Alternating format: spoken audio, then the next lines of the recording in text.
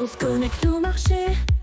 Bon, on va parler aujourd'hui du gros gadin du jour, Maurel & Prom, qui perd 15%. Pourtant, le Brent ne chute pas, ne s'effondre pas, il n'y a rien de spécial. Il y a même les États-Unis qui ont dit qu'elle allait même peut-être envoyer attaquer l'Iran.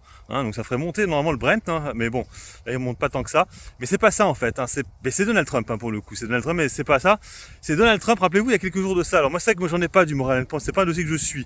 Mais c'est vrai que ceux qui en avaient, vous aviez eu peut-être un peu la puce à l'oreille parce que il avait parlé en fait du Venezuela par rapport au pétrole. Il faut savoir que le Venezuela est un producteur de pétrole et Donald Trump avait dit que le pays qui travaillerait avec eux, cette saignette, ils allaient avoir des taxes supplémentaires. Et du coup là, c'est un peu ce qui se passe sur Maurel & Prom, c'est qu'elle avait une activité au Venezuela et du coup elle va devoir couper l'activité au Venezuela. Donc il devra la couper à partir du mois de mai. Donc d'ici quelques semaines, même pas un mois. Enfin, c'est même fin du mois de mai, 27 mai, je crois, un truc comme ça.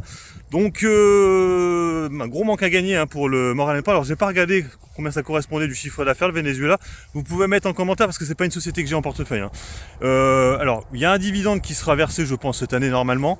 Ça va pas changer la donne. Par contre, ça pourrait changer dans les années d'après. Bon, elle a pas que cette activité-là. Elle a aussi beaucoup d'activités en Afrique. Mais bon, c'est problématique. Et du coup, elle perd 15%. Elle perd 15% au moment où je fais la vidéo. On a 4,80€. On pourrait même descendre plus bas, même jusqu'à 4,50€, voire même repasser sous les 4€. C'est vrai que pour l'instant, je trouve le Brent assez bas.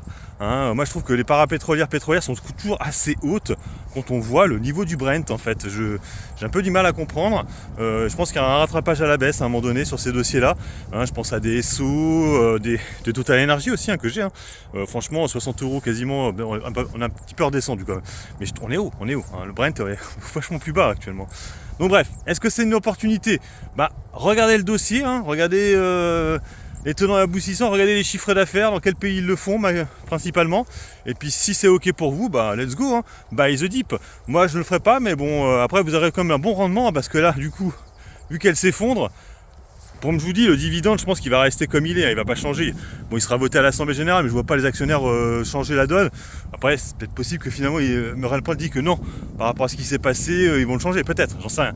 Mais pour l'instant, il reste comme il est, donc ça fait un bon rendement. J'ai pas regardé le rendement, je vous le mets là, du coup, en copie, le rendement actuel sur Maurel & Prom.